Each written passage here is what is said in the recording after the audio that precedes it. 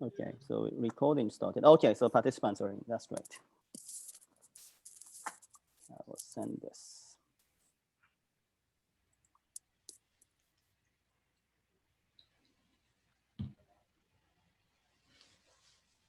Okay, good.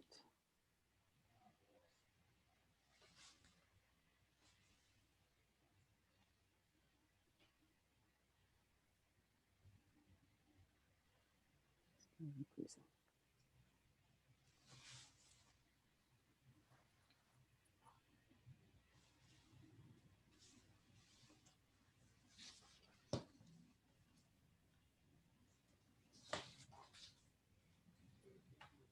Thank you for joining us. We will start the program shortly.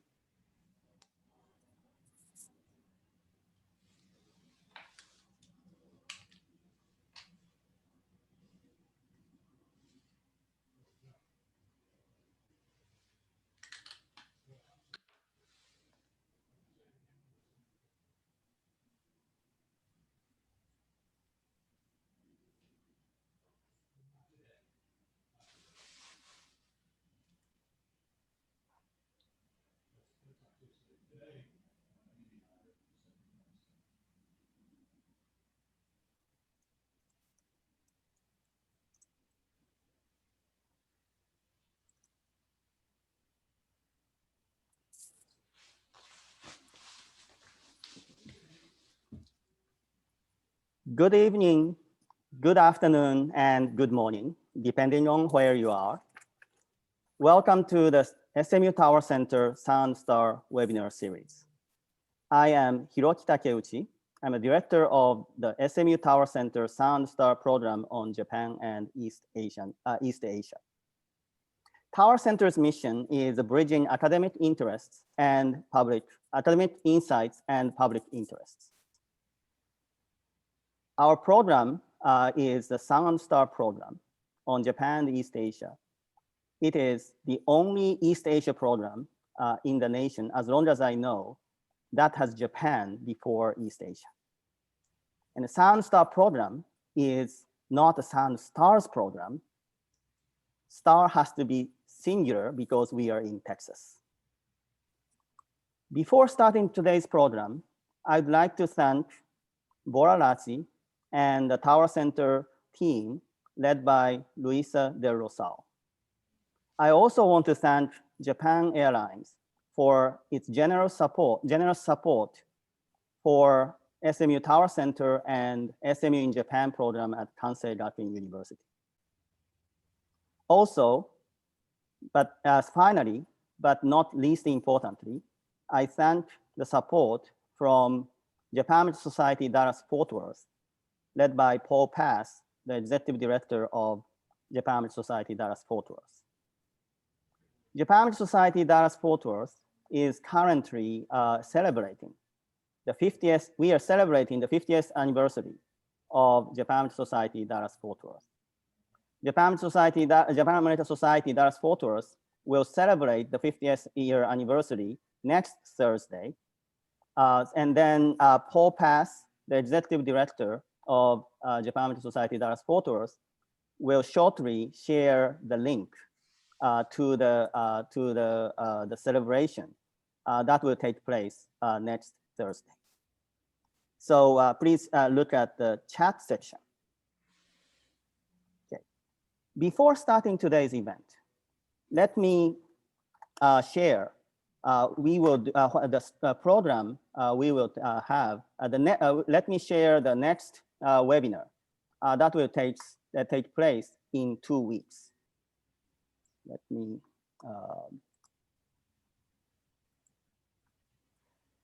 In 2 weeks, the next webinar on November 5th, Thursday, we have Dr. Min Ye, professor of international relations at Boston University.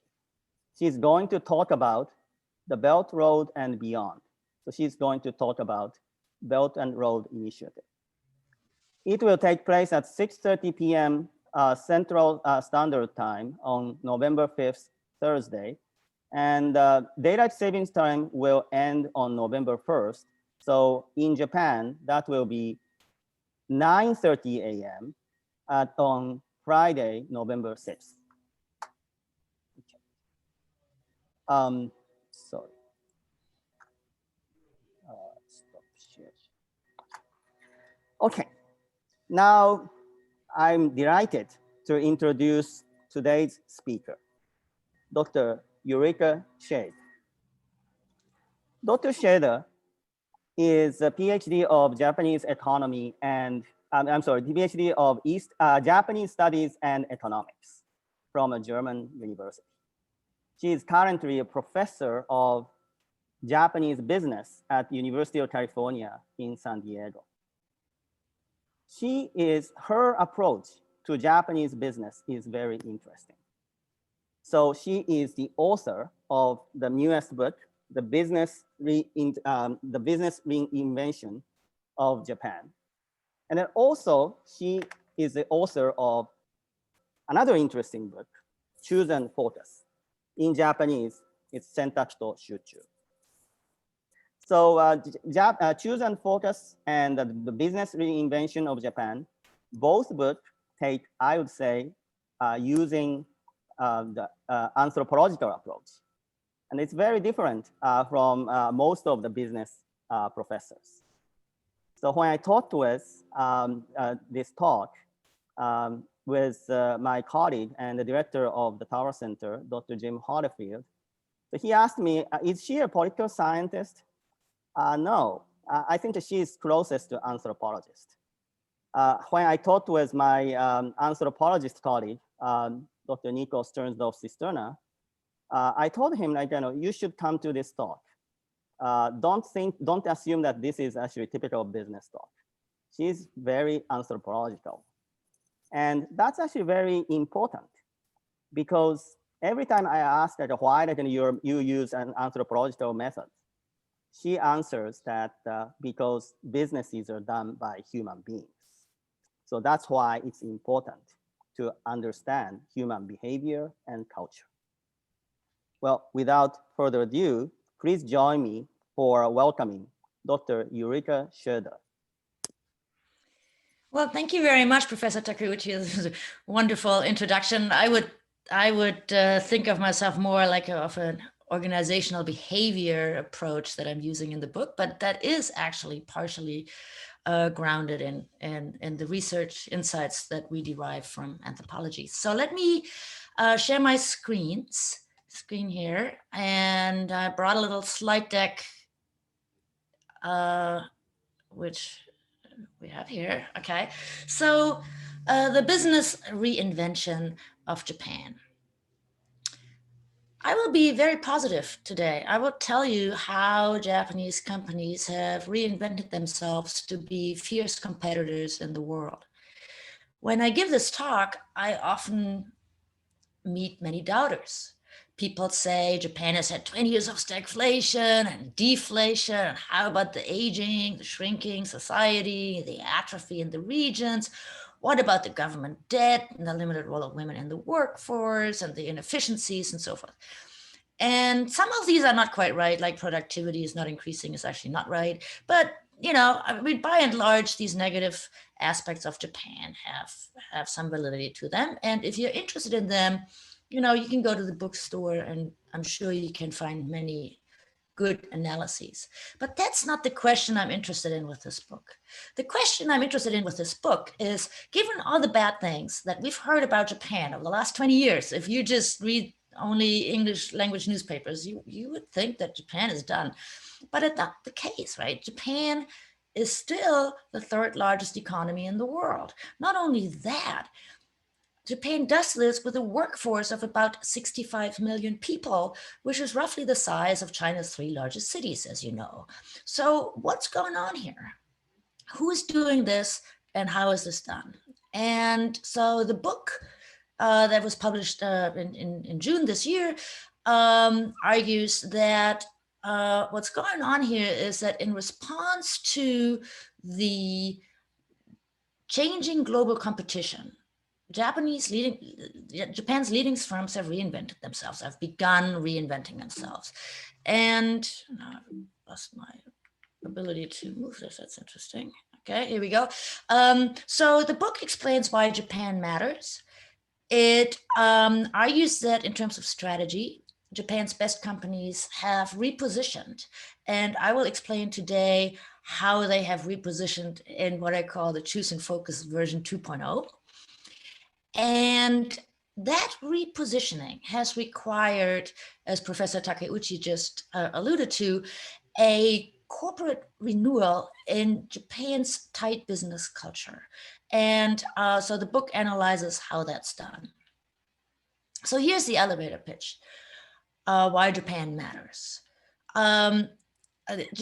Japanese companies have responded to the rise of China and to the globalization of supply chains by doing the following. They have moved upstream to dominate a series of critical input markets that are mostly small, on average, maybe $5 billion in market size. But there are over 500 product categories where Japanese companies now dominate global input markets. These are products that you would never know are there. There might be the polarizer film in your cell phone or computer. It might be a sensor, a vision sensor in one of your items in your household. It might be a semiconductor or the equipment with which the semiconductor that sits in your car was made, right? So these are input products. And so the book is about how this is done.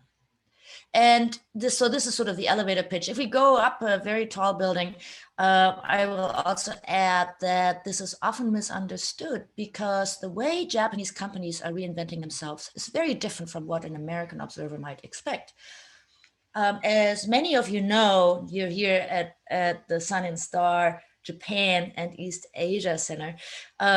The Japanese society has a strong preference for stability and safety and predictability. And so maybe if that's of interest, I can explain a little bit of this later. But the thing is that the Japanese approach to this reinvention is very slow. But slow does not mean stagnant. It's just that slow is the price that Japanese society is willing to pay for stability. And that's important because the Japanese process of reinvention is showing us that corporate reorganization doesn't have to be messy, and it doesn't have to come with layoff, and it doesn't have to be brutal. So there's a trade-off between speed and the negative impact on employees and so forth.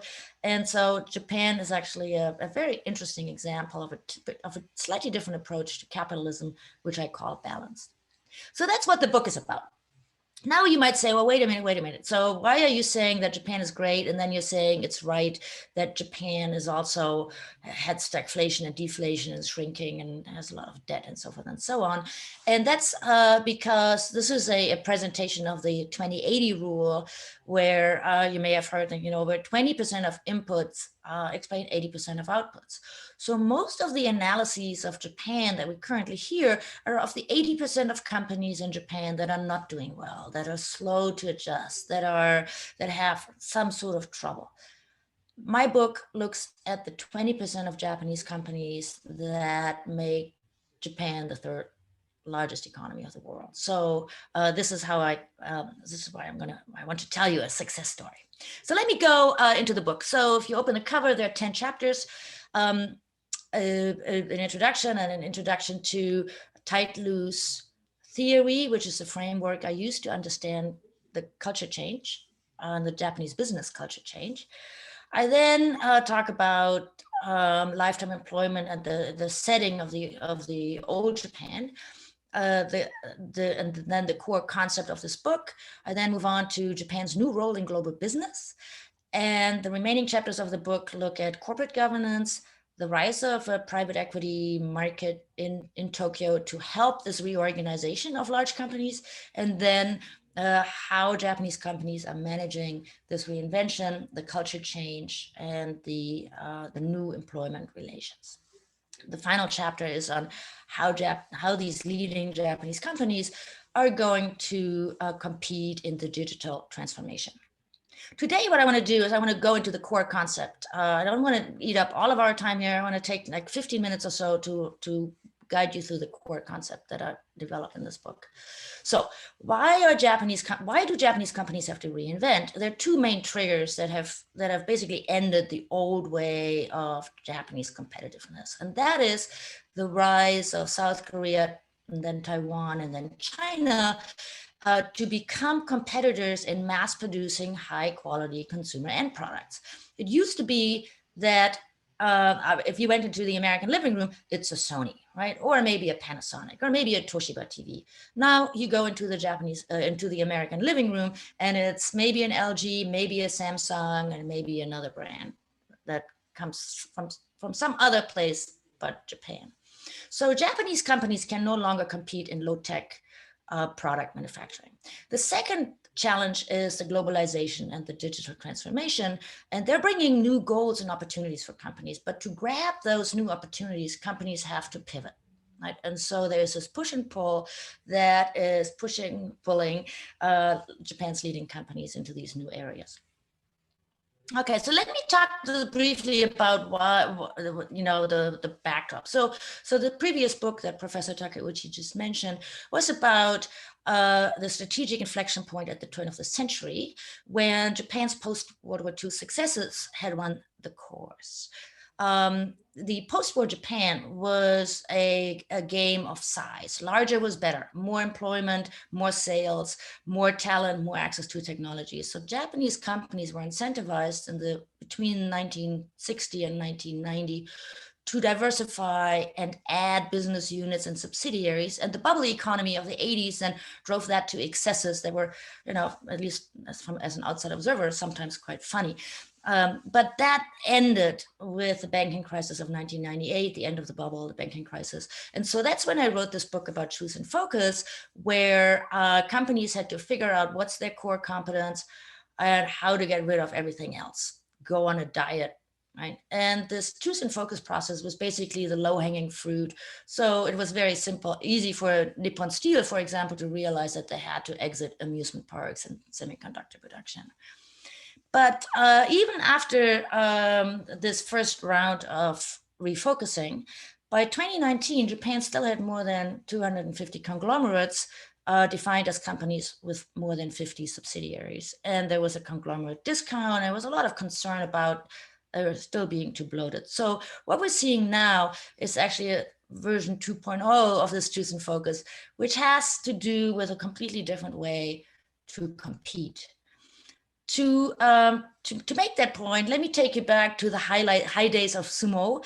If you've been around long enough to remember the 1990s, there were two main sumo in Japan: Konishiki, who was 633 pounds heavy and 6 feet tall, and Akebono, who was 7 feet tall and weighed 550. These were massive men, but also fabulous athletes, and they were very strong. If they had grown up in Texas, they would have made fabulous football players. So the story that I'm going to tell, though, is of this person whose sumo name was Mai no Umi. He was barely 5'7" and weighed 200 pounds. And he actually succeeded in beating these guys. And so in a way, what Japan is doing now is shifting from the old model of sumo to this new model of sumo. And so if you think about sort of Japan and China, it looks a little bit like this. And the reason that Mai no Umi could win was that he was actually called the waza no depato, the store of superior techniques. In this case here, he's taking on Akebono. And his particular technique is that he's tripping him up on one leg. He is pulling the second leg. And while he's doing this, he's pushing him backwards with his shoulder. And that's a very complicated technique. And he actually pushed the guy out of the ring.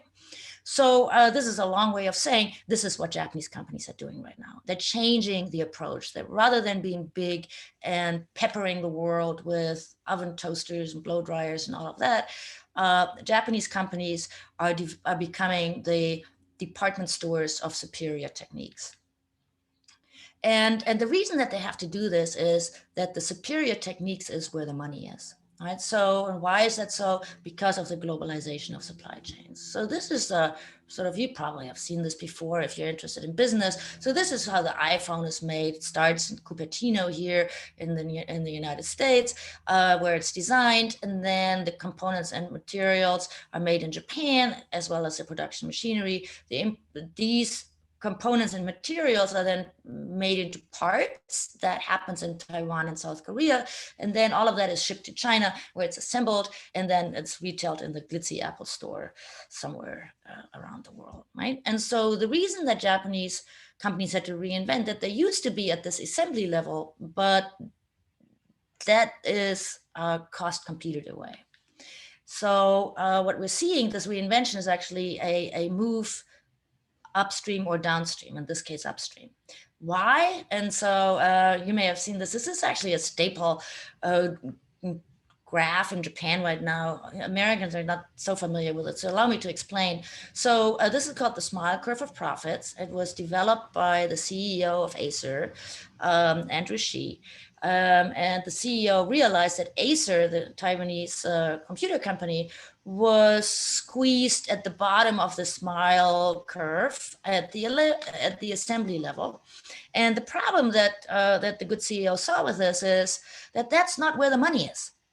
The operating margins are highest in the deep tech input and design and components, and when we buy that thing at Big Camera or something. So the money is at the high ends of the smile, and the Japanese companies realize this and say, okay, so in manufacturing, what this means is we're moving upstream. So when I talk about the reinvention of Japanese business, what I actually talk about is the repositioning into components and materials.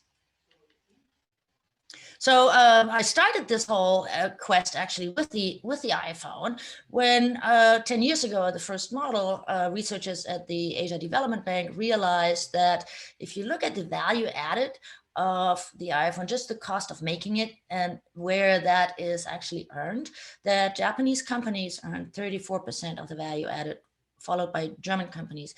In China, where it's assembled, accounted for something like 4%. I'll update this in just a moment. All right, so here's my aggregate niche chart. So this is a little bit difficult to understand. So let me guide you through this. So you see a lot of bubbles. And at the horizontal axis, it's the combined market share of Japanese companies in global markets. Okay, and then the vertical axis is market size, so 1 million, 2 million, 10 billion, 10 billion. Right? And the color is industries. And so this big orange blob up here is the Japanese car industry, where Japanese car makers combine to some 30% of global cars, and it's a huge industry. And then this is the Prius. So Japanese companies have a very high percentage in hybrid cars, as you know very well. Okay, what I'm interested in are these little dots here, where Japanese companies hold 100%. And the colors are, teal is parts in electronics, and yellow is parts in cars, and blue is also electronics. And then there's some chemicals, and then pink is pharmaceuticals. All right, so this is the interesting area here. There was an analysis done by METI that found that Japanese companies combine to some 500 products categories in this Milky Way thing here. And the average market size of these I calculated to be roughly $5 billion. So if they own 50% of this, so it's 2.5 billion each. And so it's just over 500 of these. So that actually adds up very nicely. Now you might think, wait, isn't this like normal? Doesn't every country have this? And the answer is no. This is South Korea. There's nothing. There's one dot. The United States has a few dots, most of them pink. This is biotech, not surprisingly. And then a little bit of electronics like MOS chips and so forth, right? Okay, back to Japan. So here are my bubbles. And what's important about this is that it's not a hidden champion story, whether it's a story of this tiny little maker that has a particular widget or gadget, completely unknown. No, these are large listed companies, and some of them play in multiple markets, which is why I call it the aggregate niche strategy. So they're small markets because they're niches. So there could be a chemical, a film, an adhesive, a glue, a semiconductor, a microcontroller, which is a semiconductor, of course. But this is not just a small play. This is a new phase of the competitive thrust of Japanese companies. So here are the numbers again. METI studied 900 plus global product categories, and there were some 200 where Japanese companies just dominate the market. And what's important about those products, of course, these advanced materials, is that they are critical input parts for the global supply chain or for the Asian supply chain. And the companies that are playing are places like Nitto, Fujifilm, JSR, TOK, Showa Denko, DIC. And they are listed companies, they were large listed companies. And they have shifted from making consumer end products or big products and into these deep tech innovation niches, right? All right, so back to the cell phone. Somebody updated this. Tanaka-san at Nikkei updated this, and they took apart the latest Huawei phone, a 2019 version of the Huawei phone, to see who makes the input parts. And what they found is that this phone has 1,600 plus parts, costs $360 to make, and they assessed that Japanese companies contributed 23% to this. What they could not count, though, were the chemicals and the LCD production machinery and the polarizing films that actually entered through the South Korean and Taiwanese companies into these final products. Right? So the main portion of this I couldn't even assess. This is another interesting part of this. It's pretty much invisible unless you know it. You just couldn't be aware of it. Okay, so why is this important? It's important because that means that Japanese companies are now the technology anchors of many Northeast Asian trade flows. And it means that, and it's second, it means that these companies can become these have become these technology anchors because they have gotten rid of all of the peripheral business that, where there were also runs and consumer end products. And they're focusing on these materials and on these input components, and where they are leaders and where Chinese companies either don't want to compete or cannot compete, and likewise South Korean and Taiwanese companies cannot compete or don't want to compete. Okay, so as a result of this, I looked at the East Asian trade data. There is now a new trade dependency in Asia, which I find very interesting. The trade between Japan and China is fairly even at $100 billion each way. So $360 billion of trade between China and Japan right now. For Japan, China is the largest trading partner now. But the other here are not even. So South Korea and Taiwan have a trade deficit with Japan, and China and Hong Kong have together has a trade deficit with South Korea and Taiwan. Right? So if you take it all together, China and Hong Kong, South Korea and Taiwan are dependent on Japan. You can set this up as a dependency chart. Okay, so let me wrap up so that I can hear what you're interested in hearing and can go deeper into those areas. So Japan's leading companies must do something new because the rise of China has basically annihilated their previous strategies. They have become more nimble and agile in identifying new business opportunities. They've become smarter around deep tech development, and they've become a little bit faster. And of course, they also don't stand still because the Chinese companies have already announced that they want to move into these areas that Japan used to dominate. And so the Japanese companies are saying, okay, we're just going to be quicker and we're going to be, kind of we're going to make these difficult to imitate and difficult to make products that in fact, these niches are also too small for Chinese companies. So China likes this a lot. They don't like to be dependent on Japan, but it's better to be dependent on Japan than on the United States. And so right now, this is actually a pretty good division of labor. Okay, so there are lots of topics to talk about how Japanese companies are changing their corporate culture toward this new, nimble, agile, speedy tech development. All of that is in the book. And let me just stop here. And Hiroki, you will guide the discussion, and let's see what the audience would like to hear in more detail about. Oops, you're muted. Thank you, Ulrike. It was very interesting, and I have many questions. But at the same time, of course, I have to give an opportunity to ask questions to the audience. And those, if you have question, please write in Q&A section, and then I will ask that question to Ulrike as much as possible.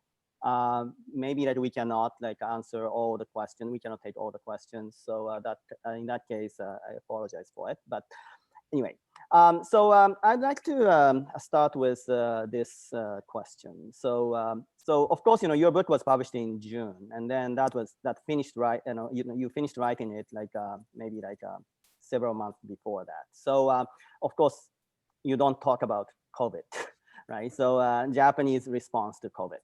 And Japanese response, especially Japanese companies' response to COVID, is very different from American companies' response. I think if I remember correctly, still now, Japanese official unemployment rate is about 3%, while the US unemployment rate is about 10%. Of course, you know, prominent labor economist, Dr. Yashiro, estimates that if you count all the work sharing and then reduced hours, reduced income, then the Japanese unemployment rate is about 9%. So maybe the Japanese performance is not that good, but actually overall Japanese COVID response seems to be successful or better compared with American response.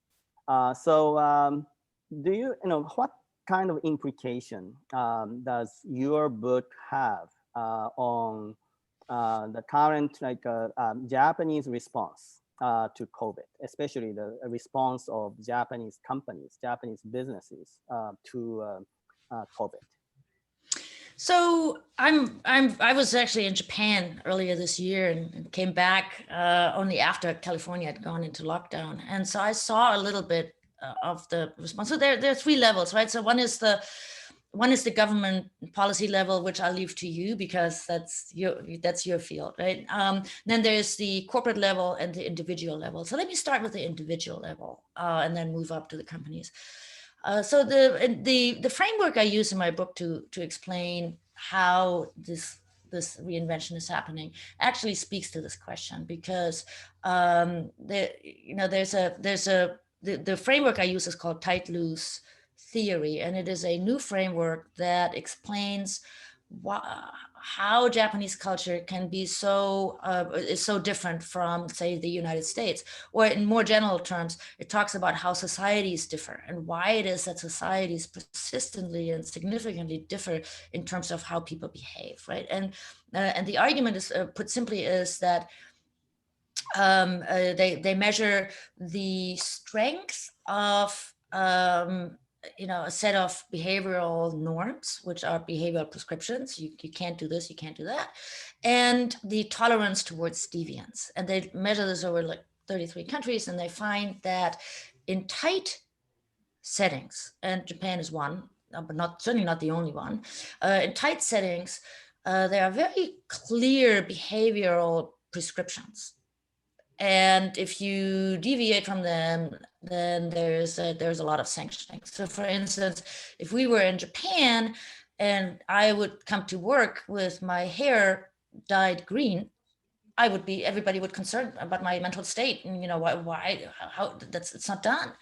In California, if I were to go to work with my hair dyed green, people would say, "Wow, that's cute," right, and move on with life. So and that's just one one example. Of course, we know about everybody who's lived in Japan. In the audience, you will know that you have to really separate your garbage, and if you don't do it right, and somebody will tell you, no, you're not doing it right, and this is the right way to. And so when COVID struck in January, actually, Japan was just early. The people were asked, not told, they were asked by the government to please use self-restraint and stay home as much as possible. That was the first reaction. And if you do that in here, people will say, well, somebody else can do that. I'm going to go to work. But in Japan, people actually stayed home, right? And so it's a different, because nobody wants to be the one that get other people sick. Nobody wants to be the one that stands out and, kind of goes out in the street and so forth. So, so that helped a lot in terms of holding the numbers down, and and we don't know whether the COVID cases in Japan are really that low, but because maybe they weren't tested or not reported, but we know that the number of deaths is really low. So now let's go to the corporate level. So the companies have, this is a long-standing part of Japan's social contract, that companies have a responsibility for their workforce, and that includes making sure that everybody's healthy, but it also includes making sure that that people don't suffer if it's not necessary, and that includes maybe putting people on furlough or work share or something, but also incurring losses. So for many years, the newspapers have reported that Japanese companies sit on a huge amount of cash reserves, and some of it was actually held as a sort of a stash. If there's a global M&A opportunity, let's grab it, right, and increase our niches globally. But it was also as a safety cushion, and after Fukushima, these cash reserves really went up because companies were saying, "Whoa, if something bad happens, we have to be able to take care of our employees," and that's what we see in Japan right now, right? That companies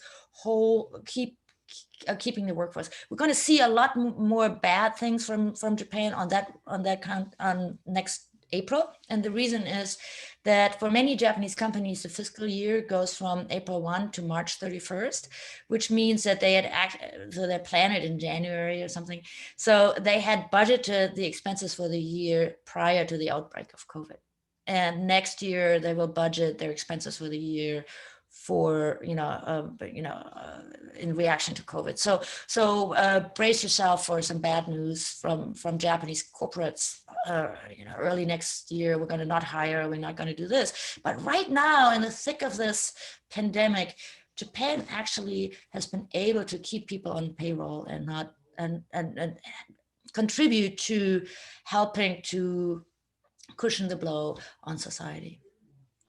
Yeah, well, that's actually that part of Japanese companies are keeping workers in payroll under pandemic is actually really impressive.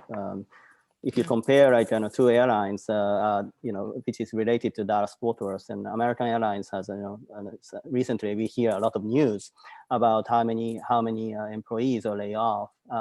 In the meantime, so far, Japan Airlines has not laid off any worker. And then the news that we hear is many of the cabin attendants are now assigned another job. So that's actually interesting comparison. So I'd like to ask one more question of labor relations. And my anthropologist colleague, Nico Sternsdorf-Cisterna asked this question. So can you say more about the role of human resources in the transition you outlined? In particular, how does this intersect with the shrinking population and the possibility of more foreign workers? Yeah, it's a fantastic question. And I do write about this, so I can actually, I feel I can answer this. So this is the hot topic in Japan right now. the hot topic that ministries and, and companies and everybody's talking about is, how do we make HR more more proactive in setting incentives, and the reason that HR is becoming more important as a function in companies is that the Shukatsu, which was this annual hiring routine that and the beginning of the fiscal year, as I just said, of April 1, everybody is promoted in lockstep once a year, and everybody goes to training at the same time, and and everything is in lockstep. That has just been ended. And the mid-career job mobility is rising rapidly. And so with that, HR suddenly has to do things that are out of lockstep, and it's no longer as parallel. Part of the impetus for that was the goal to move to meritocracy, to allow younger people to move ahead, to individualized career path and all of that. So I look at that in quite some detail. And you are exactly right. The big trigger for all of this is the labor shortage, right? The labor shortage is something, and it's not a surprise that this is happening, but it is now happening. And in a way, maybe it is also partially an answer to the previous question that Japan is saved a little bit by that, right? So there's the job applicant to job seeker ratio, to job opening. So the job seeker rate to job opening ratio is 1.6. Was some 1.6 earlier this year. So there were 1.6 open positions for every university graduate, and now it's 1.3. So it has been reduced already, but it's clearly there's a demand for labor, and the labor shortage is real. It's serious, and it is actually giving power to employees. And so the employees that no longer want to be in this straitjacket, lifetime employment, and what happens if you have a bad boss, or what happens if your company is not doing well, you're kind of sort of caught in that setting, that's over. And so we see a lot more fluctuation. Now, immigration is interesting because at one level you could say, why doesn't Japan just let many more foreign workers in? So, and by the way, that's happening. Now you could quip that if you start from zero, everything is 100% increase. But yes, so Japan had 1%, and now we're at 3%, but that's still 3x, right? And yet it clashes with the ways in which tight cultures run their immigration programs. And there are some very interesting parallels between Japan and Norway, of all places, which is also a very tight culture place. And both countries, for instance, are quite keen on people learning the language. And part of this is expressed actually in a very caring way, right? If you're in Japan and you don't speak the language, and an earthquake happens or something bad happens, then we can't help you. So you need to be able to speak our language. And by the way, we also want you to understand our behavioral norms and our culture, right? So immigration is slow, but it's the same answer as I said earlier. Slow does not mean stagnant. Slow just means careful in this sense, right? And so it's happening, and it's happening very carefully, and maybe we can learn some interesting things. I mean, Germany for sure, which basically opened the doors for immigrants 2 years ago, and is now sort of trying to figure out how to make that happen. And maybe we can learn something from the alternative model in Japan in terms of integration, inclusion, and so forth. But it will take time. And in the meantime, Japan is good for job seekers, and a lot of my students, actually, Americans included, are finding good jobs in Japan right now. And it definitely is happening. Well, it's encouraging to our undergraduate students. So a few people actually asked a question about the government's role, but then actually I would like to take it as the next question, the following question. But before that, I'd like to have asked one question from our student, Kevin Martin, who went to Japan to participate in SME in Japan program at Kansai University last summer. and he took a class of the Japanese economy and the business. So Kevin asks the following question. So when do you think that the slow transformation of the Japanese economy will pay off in terms of GDP growth? And then this is actually a really like obvious question, right? So so you said like in Japan doubters, and then well, there is a good reason to doubt. So the GDP growth rate is almost zero for 2 decades, and Japanese productivity overall is notoriously low, and then now aging society, right? But today, like you say, Japan is underrated, and then so actually. Japanese businesses are like very active, and then so how do you synthesize these two stories? And then is there any way that this a transformation of the Japanese companies into GDP growth and then productivity growth? So so that's a terrific question. It's the obvious. It's kind of obvious, but you ask it in a really informed way. So thank you for that. First of all, let's put aside the productivity growth issue. I have a blog called thejapanologist.com, and I just had a former student write why this whole lack of productivity growth is a myth. Because you have to actually account for the fact that Japan has had 20 years of deflation. And if you factor that in, Japanese productivity growth is not high, but it's average for OECD countries. So let's leave the productivity out. But the economic, right? So the GDP growth is a tricky one.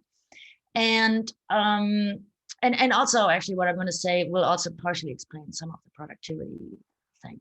And that is that there are two aspects. One is why is profitability or the average, kind of so low? So are the 20% companies that I talk about enough to pull Japan out? I don't know. So I actually don't think that economic growth is what Japan is after right now. There are trade-offs, right? So it's difficult to imagine that Americans would allow 2 years of no economic growth. I think we would go crazy over this, right? So, but in Japan, right now, stability and safety are actually just as important. And that is because sort of it's a longer story about when the bubble economy collapsed, and the sort of the an agreement that it's important that all companies survive and that society is cohesive. And so there are different trade-offs. So Japanese stock markets are much more lenient when it comes to ROE or numbers of corporate profitability. And the Japanese public is much more forgiving when it comes to numbers of GDP growth. I will challenge you, Professor Takeuchi, because you're actually a lot about economics and how to think about this. The reason we are all so concerned about growth is that it's the only thing that economists know how to measure. Because economists have a really hard time measuring stock. So for instance, how do you assess the fact that Japan has in my view, the best subway system in the world, or the safest streets, or the cleanest streets, or the cleanest air, or the safest banking system, and so that's one aspect, right? So we in America are so concerned about growth, but I think there's a whole new way of thinking out there that growth, the holy grail of economic growth, is actually misguided. What we should be looking at are other things. Now, so your student asked about payoffs, right? So Japan makes this payoff. Okay, we're not going to grow that fast, but we're going to leave everybody in business. And I think that payoff is already there. And you see it in the reaction to the global financial crisis, whereas we are still paying. I think we're paying the social costs of the collapse of that mortgage crisis in ways that are very difficult to count. And Japan has, there are lots of inefficient little companies. That's part of social welfare. Yes, there are a lot of inefficient activities, and I could go on for another hour. So let me just leave it at that. And the return is much lower income inequality, a national healthcare system, and just a different way of valuing or making trade-offs, right? And so the trade-offs that Japan is making is that we're going to do slow. This will look stagnant, but we know it's not. It's just slow. It's careful, and we're not going to actually pursue economic growth for the sake of pursuing economic growth. We're going to pursue economic growth for the sake of being a technology leader, being well positioned to compete, and then the 20% of companies that do that will just have to make sure that the 80% of companies that are behind are okay, right? And so that's a sort of a very complicated question. But there are now a lot of voices. So if you were to Google for books on economic growth, you find there's a whole new way of thinking about how important economic growth really is, or whether it's just that we go after it because it's the easiest to measure. And by the way, if you look at of GDP per capita, Japan ranks higher than the United States. All right, so there's that too, right? So you have a shrinking society, what do you need to grow? Let's just keep it stable, and the fewer people enjoying more. So I could go on forever, but let me stop here. Okay. Actually, so again, like government business relations, a few questions I received, but one more kind of a little bit clarifying question from my historian colleague, Mackay Callagher, who is a historian on China. And he's currently writing a book about capitalism, history of Chinese capitalism. So he has one clarifying question, and then later he has more another more complex analytical question. But so his question is, one of his questions is, how many companies comprise this 20%, and what are the key industries that they engage? In other words, can you talk about some of your informants and what they produce?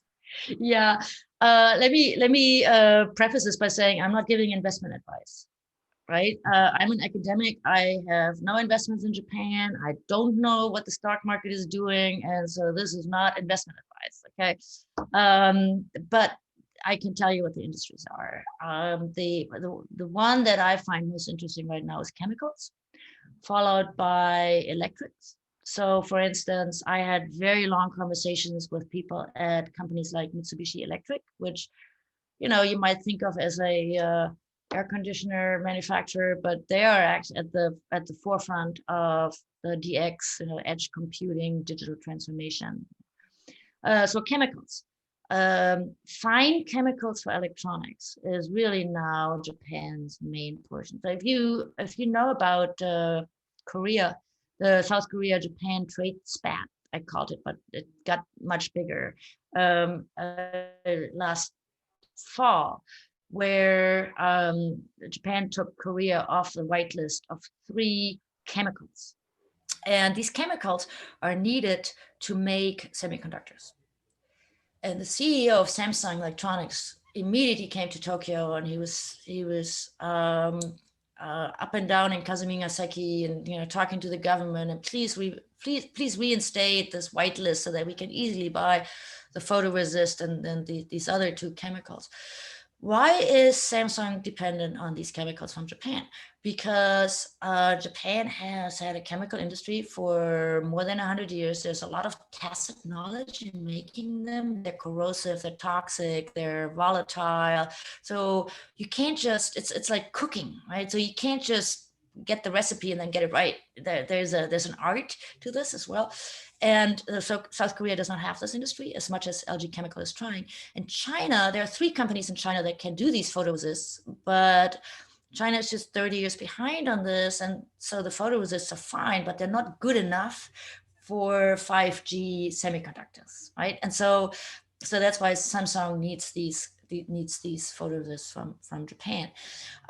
So then, of course, there's everything that has to do with cars is always strong in Japan, but what a car is changing rapidly, right? So now we need vision sensors for autonomous systems. So Sony has a 40% market share in CMOS vision sensors. There are all kinds of chemicals that go into production equipment for semiconductors. Nikon makes the shutters, still makes the best shutters. It's related to photography, semiconductor making. And so a lot of these are actually long-standing core competencies of Japanese companies that are now pivoted into these new applications. And that's why there's the strength in the core competence that's very difficult to copy, very difficult to imitate. Great.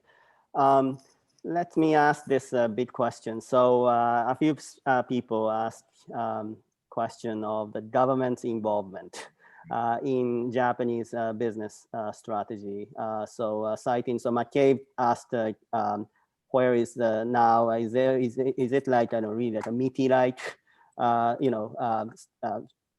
industrial policy still exist, or let's just say, so it's. And then also, Jim Holyfield, the director of Tower Center, asked, has Japan today completely abandoned the industrial policy? And also, where is Keidan Ren, the Japanese Business Association? And a student who is taking international political economy class now asked, what did the Japanese government do to allow these specialized niche companies to flourish? Is there any like R&D subsidies? So it's like all of the government's role in that may influence Japanese business strategy. So how do you could you answer that? Yeah, so it's there are a couple of things happening. One is that of course METI will never give up industrial policy. It's a Ministry of Industry, right? But its reach has completely changed. So in the post-war years, so between, when Thomas Johnson was writing about METI and the economic miracle, the business strategy of the Japanese state was very clear. We're going to import stuff. We're going to have very clever value-added manufacturing. We're going to export stuff. We're going to earn foreign reserves. With those, we buy technologies, sometimes copy them, and then we import more stuff like input energy and then value-added. And so this becomes this fabulous cycle.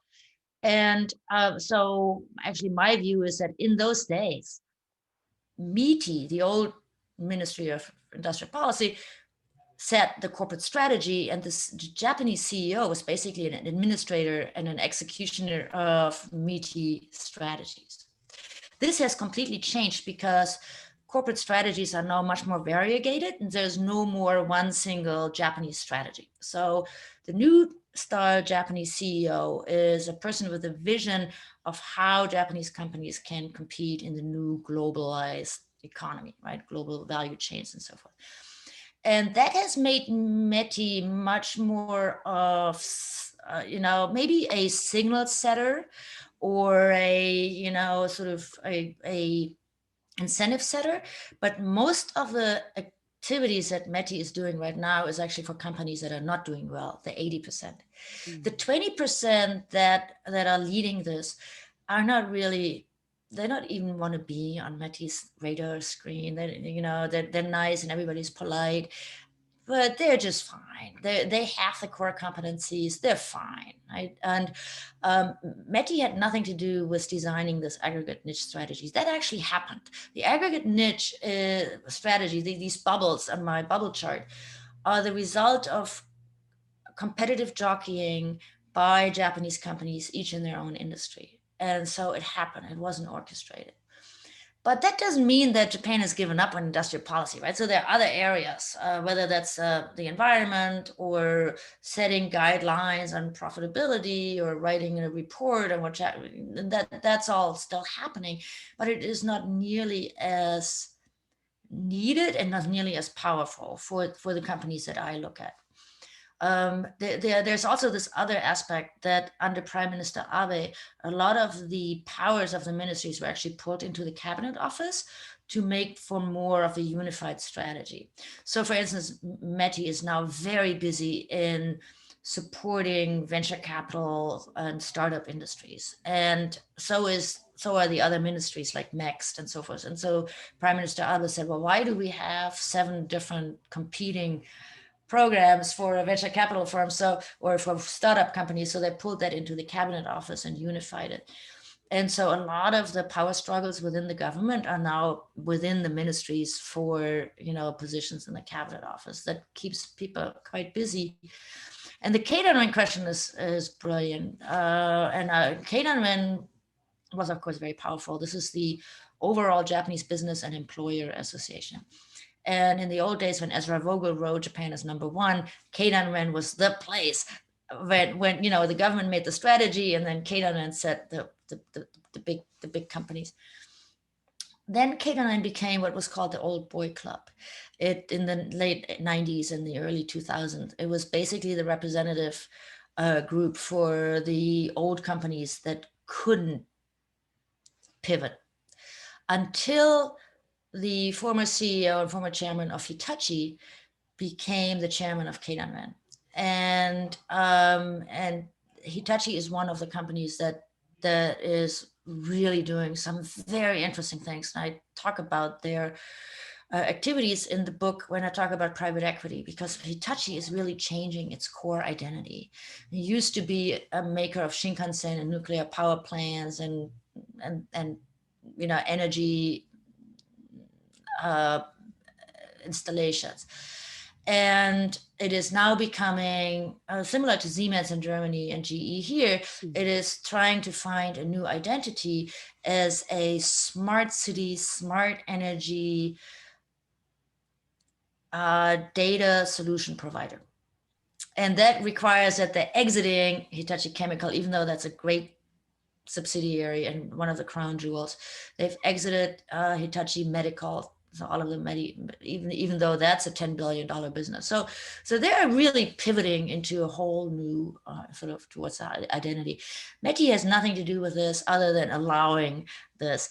But the Keidanren chief is one of the architects of this, right? So Keidanren was basically outdone by Keizai Doyukai, which is the alternative business group, and is now coming back to the forefront. And in April, with great fanfare, announced that it would end the shukatsu hiring processes and that it would become a much more modern, forward-looking group for visionary CEOs. So all of this is changing, and that makes it so interesting that all of the things that we used to know about Japan, we have to look again, because they are becoming, they're still there, they're still important, but they're doing new things. And that's why this is so exciting. It's a very exciting moment in time if you study Japanese business, because everything is still very important. There's still some main banks, especially in the Mitsubishi group, there's still a Keiretsu, but they're doing new things.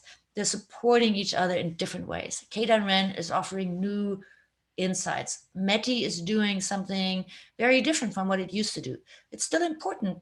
There's still industrial policy, but it's a very different way of designing it and rolling it out. So a lot of new PhD students can be written about this, and so a lot can be studied. So it's a very exciting time for Japan and also for us who study the country. Okay, that's great. Well, we can talk about this forever. This is actually a very interesting story. As you said, Japanese society tends to be very slow and rigid, and then changes, you can say the change is very slow, but as you say, it doesn't mean slow and steady does not mean there is no change. And then, so today, I sense a lot of dynamism in Japanese businesses. And one thing that we cannot discuss deeply today is, so in your book, you talk about two types of capitalism. And one is shareholder capitalism, the other is stakeholder capitalism. And when you compare American system and Japanese system is more for stakeholder capitalism, while US system is shareholder capitalism. Of course, Japan also is changing, and then more like shifting toward the shareholder capitalism in terms of the direction. But at the same time, Japanese economy, Japanese businesses are doing it in Japanese way. That's what I see. Well, I can ask like more questions, but I think now we passed the 7:30 p.m. So we have to end. So thank you very much, Ulrike. And so before closing, let me introduce next webinar, Japan Star webinar in 2 weeks. So let me share the screen. So next, the 2 weeks from today, on November 5th, Thursday, we are going to have Dr. Min Ye of Boston University, and she's going to talk about the Belt and Road Initiative. So that will be an interesting talk. So today we talked about Japan. In 2 weeks, we talked about China.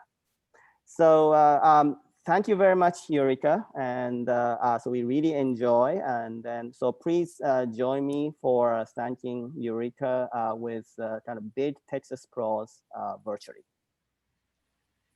Thank you very much. Thank you for having me. This is great. Thank you. Thank you. And we will adjourn. Have a good night and then enjoy the presidential debate.